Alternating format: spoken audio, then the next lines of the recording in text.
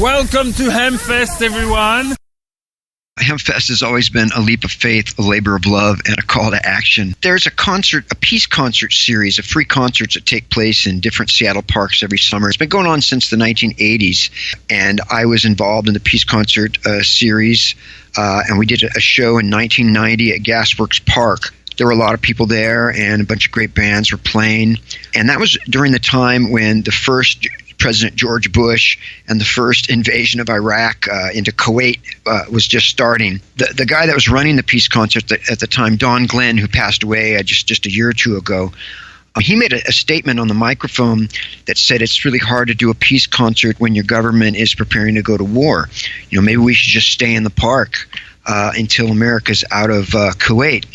And so it sounds kind of crazy, but there was about 100 of us that decided to stay in the park that night that heard that and decided to do an occupation at Gasworks Park. And there was already a huge rainbow-striped Bedouin tent, canvas tent that had been erected in the park called the Seattle Portable Outdoor Theater Tent. That was a tent at the Rainbow Gatherings every year. And so about 100 of us actually spent the night in that tent at Gasworks Park. And the next morning, the security came, park security, and he says, you know, what's going on here? And we said, we're a political occupation. He laughed so hard, and he said, well, I'm gonna come back, and if you guys aren't gone, we're gonna tear that tent down with a tow truck. And so we moved everything from the tent, all the stuff that we had and everything, into the permanent structure at Gasworks Park. And we actually had a 6-month peace vigil there, and had rallies with like 5,000 people. And there were a lot of workshops and stuff. And so a guy was putting together a National Organization for Reforming Marijuana Laws kickoff, a Washington State NORML meeting. And so a bunch of us, about 40 of us, showed up for that meeting, and the guy putting it on was a no-show. And that's out of that group there, that's when the idea of doing Hempfest started, came out, how it was birthed. So he said, well, let's do a Hempfest. We got to do something, you know.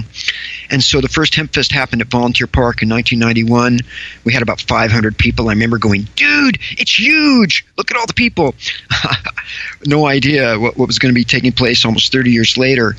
And Jack Herer, the author of The Emperor Wears No Clothes, who's kind of the grandfather of the modern hemp movement, spoke. And that was really the beginning. We did 3 years at 3 years at Volunteer Park. We moved to Gasworks Park in 95 and had a huge event, 94. And then we've been at Myrtle Edwards Park since 1995, where we currently are now. And Hempfest is the largest cannabis event in the world, largest annual protest event of its kind, and the largest annual free speech event in America. There is plenty to still protest in cannabis. Cannabis is not free. We can throw a shorthand on it, such as legalization, which merely means someone gets to decide which is and is not appropriate social behavior. I came looking for freedom. In the 1850s, the U.S. dispensatory said this about cannabis. Extract of hemp is a powerful narcotic, meaning sleep-producing drug, causing exhilaration, intoxication, delirious hallucinations, and, in its subsequent action, drowsiness and stupor, with little effect upon the circulation. It is asserted also to act as a decided aphrodisiac, to increase the appetite, and occasionally to induce the cataleptic state. In morbid states of the system, it has been found to cause sleep, to allay spasm, to compose nervous disquietude, and to relieve pain. In these respects, it resembles opium, but it differs from that narcotic in not diminishing the appetite, checking the secretions, or constipating the bowels. It is much less certain in its effects, but may sometimes be preferably employed when opium is contraindicated by its nauseating or constipating effects or its disposition to produce headache and to check the bronchial secretion. The complaints in which it has been specifically recommended are neuralgia, gout, rheumatism, tetanus, hydrophobia, epidemic cholera, convulsions, chorea, hysteria, mental depression, delirium tremens, insanity, and uterine hemorrhage. I'm Carrie Boyder, K-A-R-I, B as in boy, O-I, T as I'm a member of Seattle Hempfest core staff and a co-founder of the Patient Rights Network out of Montana. And we're here at Hempfest celebrating, obviously, the great things that have happened. Legal marijuana in 11 states, 47 states that have some form of medical marijuana. But there's, the more things change, the more they stay the same. And so even though we have made a lot of progress on those fronts, we still have families who are losing their children over cannabis, people who are losing their jobs over cannabis, people who lose their housing, being denied student loans, being denied organ transplants, being denied the right to breastfeed your children. There's all sorts of civil rights that we still don't have as cannabis consumers, up to and including here in Washington State, the right to grow your own marijuana. The only state that does not have that provision as part of legalization. So as long as we have things like that need to continue to change, there will be a place for Hempfest.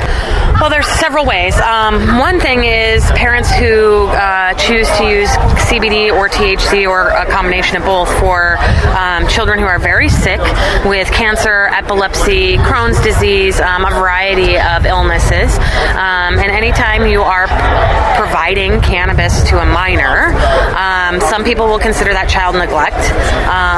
Depending on, both the state and how their CPS bureau is working, but also the investigator themselves. There's a lot of discretion with CPS, and so all it takes is one person reporting that you have exposed your child to cannabis, and then CPS can investigate, and that's how people lose their kids on that front.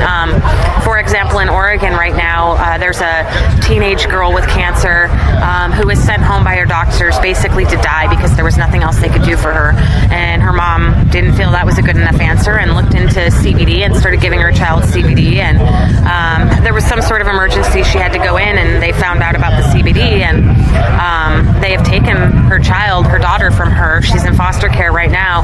They've charged the mother with custodial interference and child neglect. The mother had to surrender herself to prison just on Thursday morning in Oregon, where it's legal, where there's so much cannabis being grown that there's an oversupply, and yet this woman can't give her child CBD only.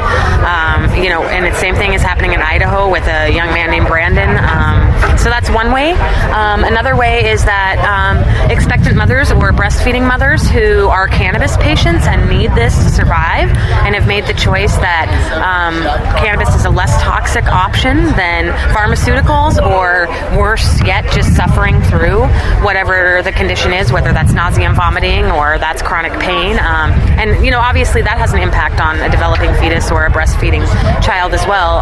You're going to release all sorts of endorphins in your body when you're dealing with chronic pain. So even if you choose to use nothing whatsoever, you're going to have an adverse effect if you have chronic illness that you're dealing with as a pregnant woman or as a new breastfeeding mother. And so, based on a lactation consultant who has a stigma about breastfeeding, or a nurse manager who feels that you should be tested for cannabis, or a social worker at the hospital, any of those people, again, can report you, and based solely on the fact that cannabis was in your blood, which, by the way, goes all the way back to 20 weeks of pregnancy in the cord blood.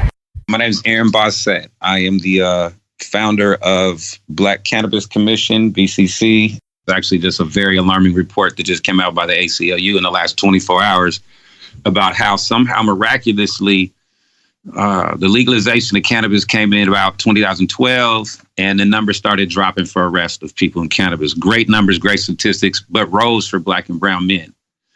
In 2016, there was a spike in the arrest. The actual numbers for arrest of Black men is up since 2016, which is quite alarming. In just the state of Washington alone, there was 1,800 arrests in 2017 for weed, and that's simple possession. So that's not like the growers and the big distributor guys. That's just for simple possession. That's a mind-blowing number in a legal state.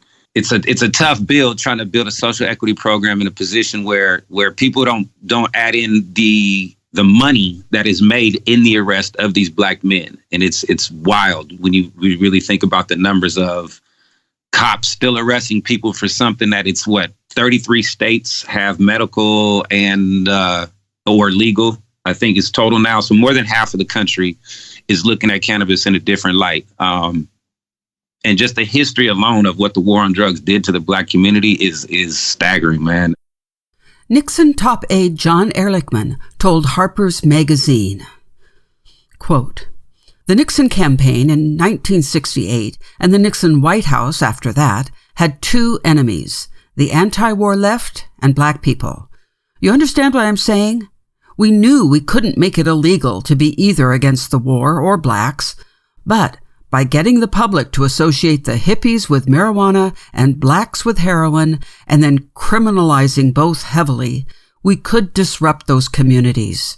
We could arrest their leaders, raid their homes, break up their meetings, and vilify them night after night on the evening news. Did we know we were lying about the drugs? Of course we did. End quote. My son, Lance Glore, is in federal prison for Washington state legal medical marijuana. He's serving a 10-year federal sentence. And right outside the federal courthouse in Tacoma, when this was going on, there was a big marijuana convention. And my son was totally state legal. He's appealed to the Ninth Circuit and to the U.S. Supreme Court. So he has a pending clemency right now with President Trump. And his daughter, she's in college. She's 21, and she's mentally and emotionally and financially, a mess. She doesn't have her dad. It's just not right. When you come here and you see all this going on, why is Lance in prison when he was state legal? Sometimes I get the question going, Hempfest, Seattle Hempfest, you guys still doing that? Isn't it legal? Why is there any reason to do that? And I would just mention that cannabis is federally illegal right now. Arrests, believe it or not, arrests are still going up every year nationally, even though 11 states have done serious reforms. And there is currently a couple dozen Americans serving life in prison for cannabis. And we actually have adopted several of them, and we raise money for Jimmy Romans, for example, who received a life sentence for cannabis, and we put money on his prison commissary, as we also did for George Martirano, who was serving life, and Jeff Mazensky. They have both since gotten out, and we helped actually in their release by generating letter writing campaigns and stuff like that.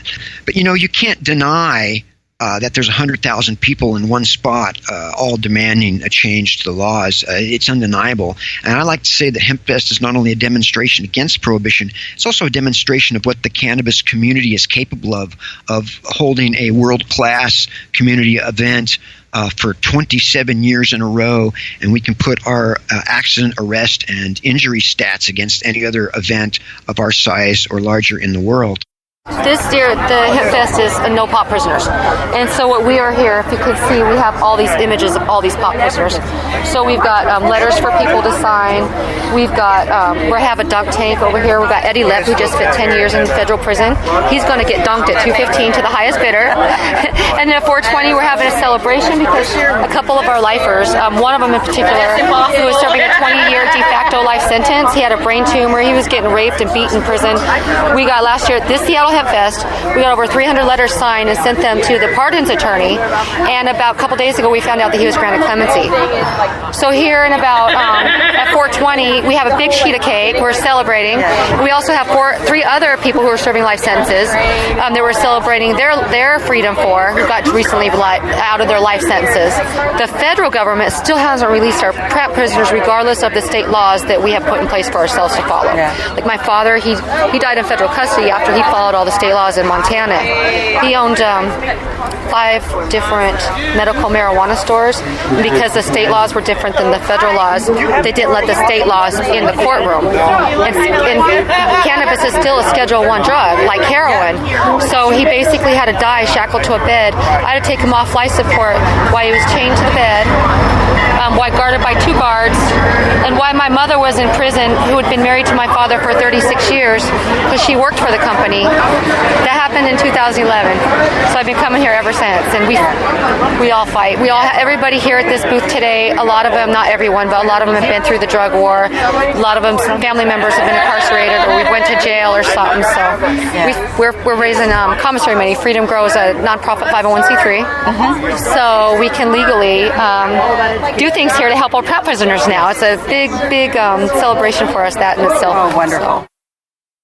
I'm Stephanie Landa, and I formed Freedom Grow, and I'm here because the government gave me 5 years in federal prison. And after I got out, I realized you have to have money if you're in prison. Now, I had my own money, so it didn't affect me as much as it affects everyone else in there.